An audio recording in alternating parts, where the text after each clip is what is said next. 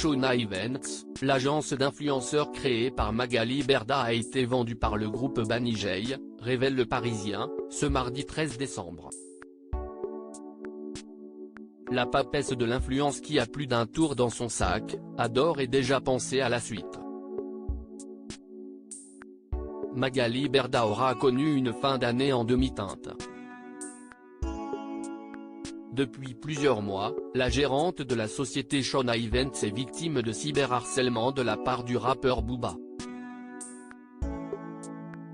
Profondément affectée par cette situation qu'elle juge insupportable, la compagne de Stéphane Teboul a décidé de prendre le taureau par les cornes, en prenant des mesures drastiques, comme elle l'avait fait savoir lors d'une conférence de presse donnée au mois de septembre 2022.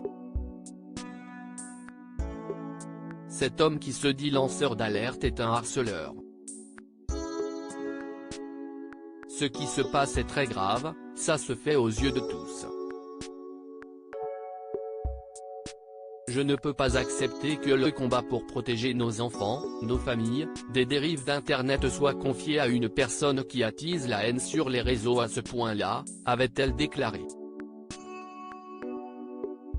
Le 29 novembre dernier, Le Progrès révélait que 8 personnes, 6 hommes et 2 femmes âgées de 26 à 34 ans, avaient été placées en garde à vue le 29 novembre dans le cadre de l'enquête en cours au pôle national de lutte contre la haine en ligne, et 5 ont été convoqués à une audience ultérieure pour être jugés, notamment des chefs de cyberharcèlement aggravés. Banijay se désengage de Shona Events ce mardi 13 décembre, Le Parisien révèle que Shona Events, la plus grosse agence d'influenceurs, créée et gérée par Magali Berda perd son actionnaire principal, le géant français de la production audiovisuelle, Banijay.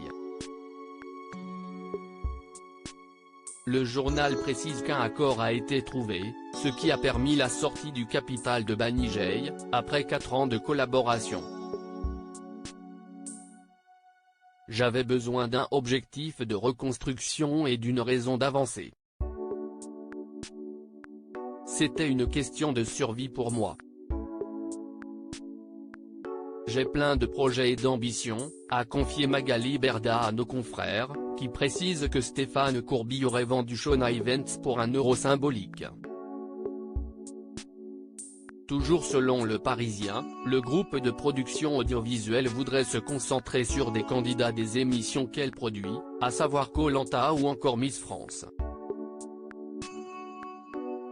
De son côté, la compagne de Stéphane Teboul a décidé de déménager de ses locaux du luxueux 8e arrondissement de Paris, vers le 15e arrondissement de la capitale.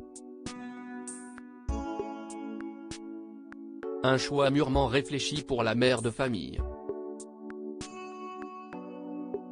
Une chose est certaine, une nouvelle page s'écrira en 2023.